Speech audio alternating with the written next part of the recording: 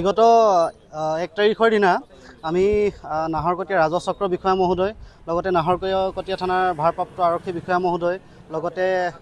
জয়পুৰ আৰক্ষী থানা লগতে আমাৰ শাসনী আৰক্ষী চকীত আমি একোখনকৈ স্মাৰক পত্ৰ প্ৰদান কৰিছিলোঁ আৰু ইয়াৰ উপৰিও নাহৰকটীয়াৰ যি মিউনিচিপালিটি অফিচ আছে তাতো আমি এখন স্মাৰক পত্ৰ প্ৰদান কৰিছিলোঁ আৰু আমাৰ স্মাৰক পত্ৰখনৰ মূল তিনিটাই দাবী আছিল যে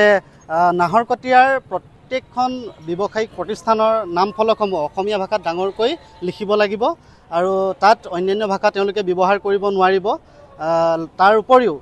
যিসকল ব্যক্তিয়ে যিসকল ব্যৱসায়ীয়ে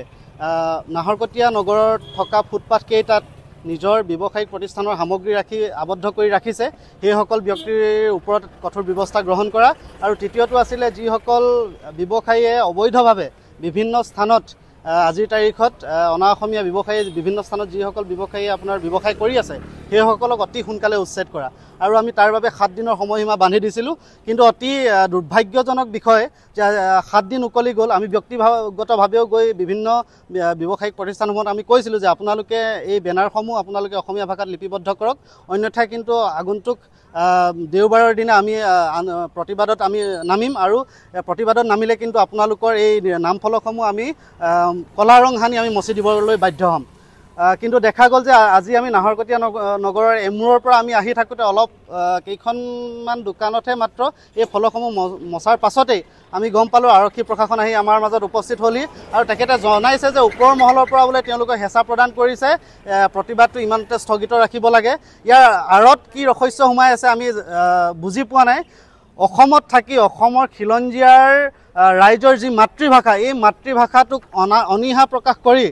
তেওঁলোকে ইংৰাজী বা অন্যান্য ভাষাত যিসকলে বেনাৰ লিখি ৰাখিছে তেওঁলোকক প্ৰতিৰক্ষা প্ৰদান কৰিবৰ কাৰণে আৰক্ষী বিষয়াই আহি যে আমাৰ এই শান্তিপূৰ্ণ প্ৰতিবাদটোক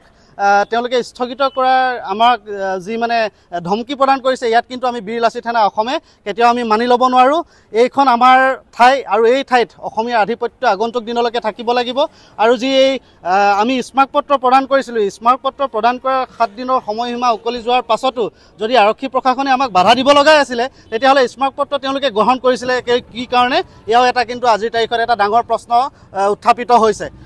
কিন্তু আমি অসমৰ জনতাক এটা কথাই আমি স্পষ্ট কৰি দিব বিচাৰিছোঁ এই প্ৰতিবাদস্থলীৰ তৰফৰ পৰা খিলঞ্জীয়াৰ এই যুঁজখন কিন্তু আগন্তুক দিনলৈকে চলি থাকিব। আজি প্ৰশাসন আনি আমাৰ আন্দোলনখন স্থগিত কৰিলেও কিন্তু আমি কোনো কাৰণতে এই আন্দোলনত আমি স্থবিৰ কৰি নিদিওঁ। ই আগন্তুক দিনত তীব্ৰতকৈ তীব্ৰতৰ হ'ব আৰু নাহৰকটীয়াৰ নিচিনা খিলঞ্জীয়া অধ্যুষিত অঞ্চলত এই আন্দোলনে আগন্তুক দিনত এক ভয়াৱহ ৰূপ ল'ব, যিহেতু যিসকল এই বিষয়টো অসমীয়া ভাষাটোত অনীহা প্ৰকাশ কৰাৰ